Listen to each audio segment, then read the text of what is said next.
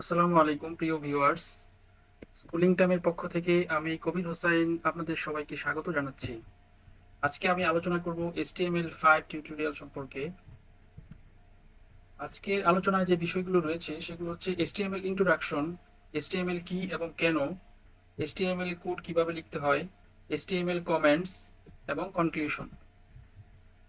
ইন্ট্রোডাকশনে যদি বলি, HTML হচ্ছে একটা হাইপার টেক্সট মার্কআপ ল্যাঙ্গুয়েজ। প্রকৃতপক্ষে HTML কোনো প্রোগ্রামিং ল্যাঙ্গুয়েজ নয়, বরং এটি কতগুলো মার্কআপ ট্যাগের সমষ্টি। নর্মালি বিভিন্ন প্রোগ্রামিং ল্যাঙ্গুয়েজে আমরা বিভিন্ন ধরনের লজিক থাকে, ইফ ইলস কন্ডিশন থাকে, বিভিন্ন রকম ডাইনামিক কাজ করা যায় প্রোগ্রামিং ল্যাঙ্গুয়েজ দিয়ে। আর HTML দিয়ে কিন্তু এগুলো কিছুই করা যায় না। HTML মূলত শুধুমাত্র কতগুলো ট্যাগের সমষ্টি। এই ট্যাগগুলোর সমন্বয়ে HTML গঠিত হয়। ওয়েব পেজ তৈরিতে মূলত HTML ব্যবহৃত হয়। টিম বার্নার্স লিকে বলা হয় ফাদার অফ HTML। আর HTML ফাইলগুলো মূলত ডট HTML অথবা ডট HTM এই উভয়ভাবেই সেভ করা যেতে পারে। আমরা জানি একটা ওয়েব পেজ মূলত দুই ধরনের হয়, একটা হচ্ছে স্ট্যাটিক ওয়েব পেজ আর একটা হচ্ছে ডাইনামিক ওয়েব পেজ। এই স্ট্যাটিক ওয়েব পেজগুলো মূলত HTML দিয়ে তৈরি করা হয়। আর ডাইনামিক যে ওয়েব পেজগুলো ইউজারের ইন্টারাকশনের মধ্যে হয়, যেটার মধ্যে আমরা বিভিন্ন ধরনের অ্যাপ্লিকেশন তৈরি করতে পারি, বিভিন্ন ধরনের ইউজার ইন্টারাকশন করতে পারি, সেগুলো হচ্ছে ডাইনামিক ওয়েব পেজ বা ওয়েবসাইট। যেটা করা হয় নর্মালি PHP ল্যাঙ্গুয়েজ, তারপরে সি প্রোগ্রামিং ল্যাঙ্গুয়েজ, জাভা, এই ধরনের বিভিন্ন প্রোগ্রামিং ল্যাঙ্গুয়েজ দিয়ে ওই ধরনের ডাইনামিক কাজগুলো করা হয়। আর একটা বিল্ডিং যদি আপনি চিন্তা করেন, তার তার যে বেস তৈরি হয় শুরু থেকে ইট সিমেন্ট বালু দিয়ে, ঠিক একটা ওয়েব পেজ বা ওয়েবসাইটের বেস তৈরি করা হয় বা স্ট্রাকচার তৈরি করা হয় এই HTML দিয়ে। এই স্ট্রাকচার তৈরি করার পরে এই ওয়েব পেজে বিভিন্ন ধরনের কাজ করা হয়, যেমন CSS দিয়ে তার ডিজাইন করা হয়, তাকে সুন্দর করা হয়, এবং PHP বা অন্যান্য ল্যাঙ্গুয়েজ প্রোগ্রামিং ল্যাঙ্গুয়েজ দিয়ে তাকে ডাইনামিক করা হয়। মূলত মূল যে কাজটা ওয়েব পেজের পেজের যে স্ট্রাকচার বা মূল কাজটা সেটা করা হয় HTML দিয়ে। আর আমি বলেছি যে HTML কতগুলো ট্যাগের সমষ্টি, আর এই ট্যাগগুলো জোড়ায় জোড়ায় থাকে নর্মালি। আবার কিছু ট্যাগ জোড়াবিহীন, মানে একটা ট্যাগ শুরু হয়, এই ট্যাগটা আবার শেষ হয়ে যায়।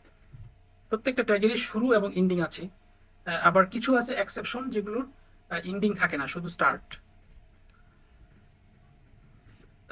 যে ট্যাগগুলো ব্যবহার করি আমরা HTML এ, সেই ট্যাগগুলো মূলত ব্রাউজার চিনতে পারে। এই ট্যাগগুলোর মাধ্যমে ব্রাউজার বুঝতে পারে যে এটা একটা HTML কোড, HTML ল্যাঙ্গুয়েজের কোড। আর HTML এর সিনট্যাক্স হচ্ছে ট্যাগ নেম শুরু, এইভাবে ট্যাগ নেম শুরু এবং ট্যাগ নেম শেষ, আর মাঝখানে হচ্ছে তার কন্টেন্ট।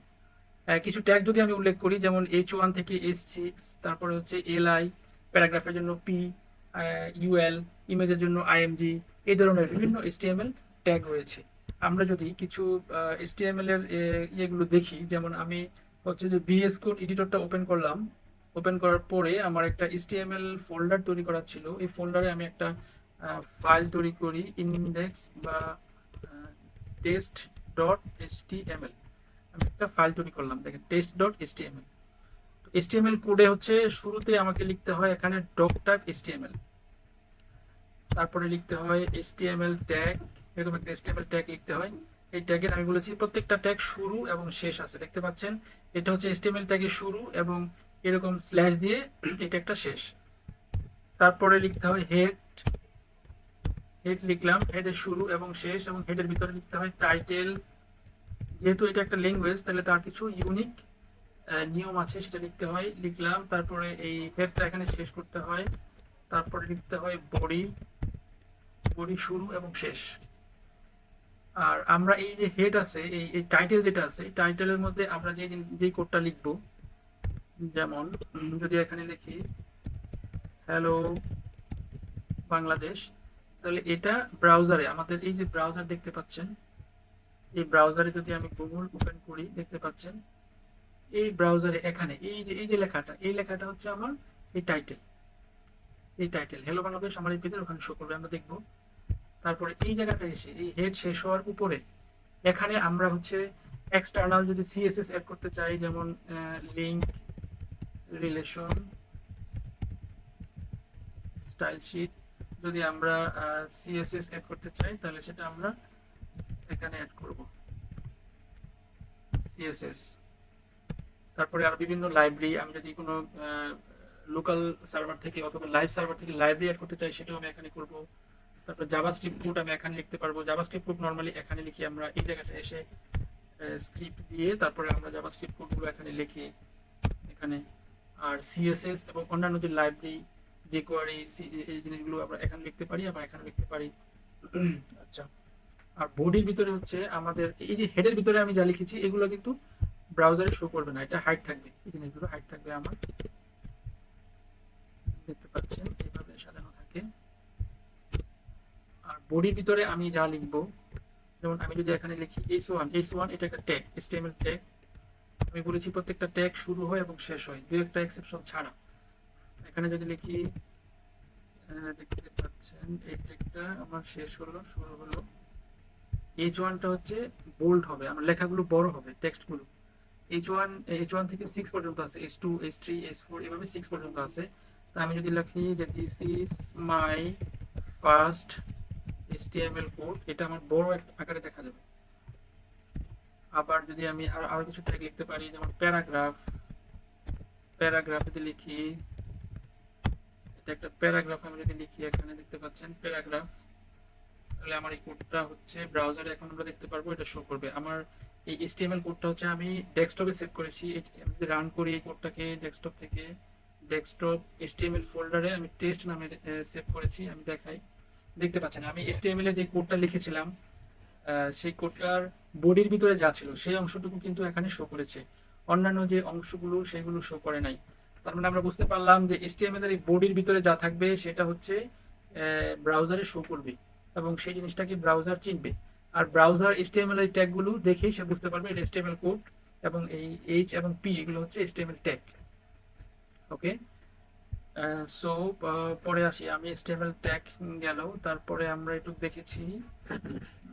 তারপরে দেখতে পাচ্ছেন এরকম এরকম, এটা হচ্ছে HTML কমেন্টস বলা হয় এটাকে, এরকম সাইন দিলে স্টার্টিং কমেন্ট এন্ডিং কমেন্টস, এই কমেন্টস দিলে এই অংশটুকু শো করবে না।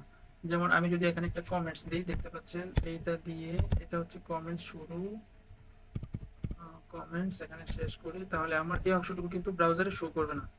এটা হচ্ছে HTML কমেন্টস, দেখেন this is my first HTML code, এটা কিন্তু এখন আর শো করলো না, কারণ আমি HTML এ কমেন্টস দিয়েছি, এটাকে বললাম কমেন্টস, আমি কমেন্টসটা রাখলাম এখানে।